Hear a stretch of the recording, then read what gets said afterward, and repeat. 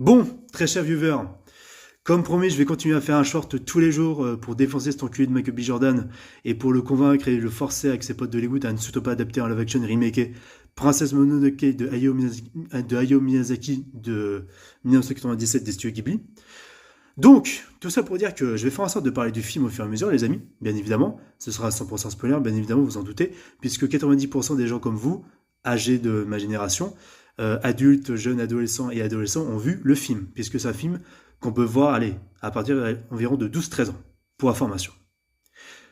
Faut pas oublier que, déjà, Michael B. Jordan, c'est même pas son film préféré, parce que moi, je suis conscient que ce film-là, qui est mon film préféré, tu vois, et même avant, quand c'était pas mon film préféré, tu vois, j'ai envie de te dire, j'étais quand même conscient que c'était la synthèse de l'animation, par rapport au côté artistique et par rapport aux thématiques de ce qu'il y a dans ce film-là, tu vois.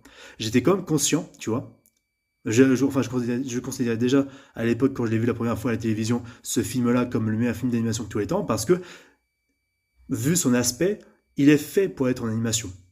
Vu le côté particulier de la fluidité et des personnages de Miyazaki dans ses films et de son côté poétique, forcément, tu vois, il faut que ça reste de l'animation.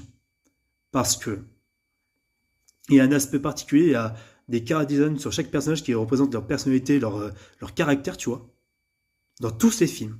Même en général dans les studios Ghibli, hein, même par rapport à Isao Takahata. Bon, Isao Takahata, c'est plus dans le réalisme. Mais Miyazaki, ça a assumé un côté plus fantastique.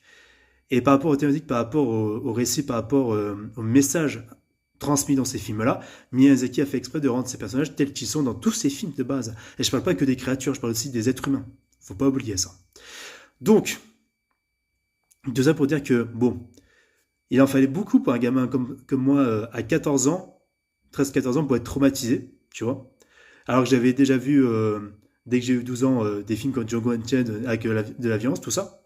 Mais il faut pas oublier un truc, c'est que par rapport à l'impact, musicalement parlant, par rapport à l'horreur et le côté pessimiste du film, mais à la fois optimiste, ça m'avait beaucoup marqué parce que il y a un aspect très authentique, mais à la fois très conte de fées, mais pour les plus grands, si tu veux.